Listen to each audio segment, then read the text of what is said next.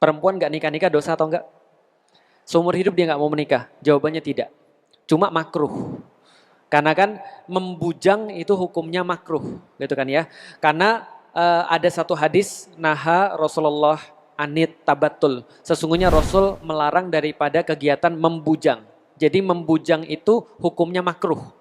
Jadi Rasulullah melarang untuk membujang. Jadi menikahlah kata Rasulullah. Kan banyak sekali kan dalil-dalil tentang menikah kan ya. An nikahu sunnati misalnya, nikah itu adalah sunnahku. Sebaliknya Rasul melarang untuk membujang. Tapi tidak menjadikan membujang menjadi haram.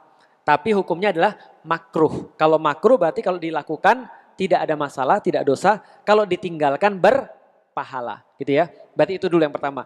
Yang berikutnya adalah kalau misalnya membujang aja tidak dosa, apalagi nolak. Yang mungkin dia pikir belum sesuai dengan dia. Dengan konsekuensi apapun. Kata-kata bapaknya sih, kata bapak ibunya sih, jangan nolak cowok, nanti kamu nggak laku loh misalnya. Iya, itu konsekuensi gitu maksudnya. Tapi memang kalau dirasa belum cocok, atau dia merasa bahwa dirinya belum siap, ataupun ada alasan-alasan yang lain, even orang nggak nikah-nikah itu tidak dosa, gitu maksudnya. Nah artinya dia boleh memilih untuk itu. Kalau dia merasa bahwa aku masih mau belajar, lanjutkan. Tapi kalau saranku, diskusi sama orang tua. Karena orang tuanya biasanya punya pandangan. Meskipun orang tua tidak pasti lebih tahu. Tapi orang tua pasti punya pandangan. Wong dia anaknya.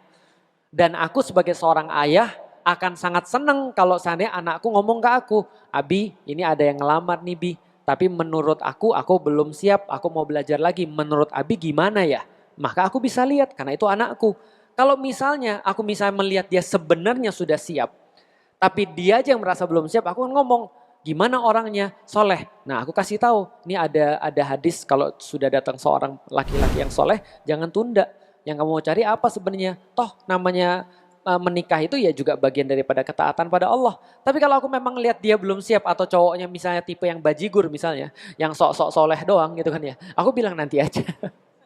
Paham gak sih maksudnya? Nah itulah pentingnya verifikasi dan validasi dari orang tua. Walaupun tadi ya orang tua tidak selalu pasti lebih tahu atau pasti ngerti tentang kondisi itu. Tapi nggak ada salahnya berkonsultasi dengan orang tua. Karena Rasulullah menyampaikan bahwasanya tidak ada rugi di dalam istikharah dan musyawarah. Jadi kalau ke Allahnya istikharah, kalau ke manusianya musyawarah.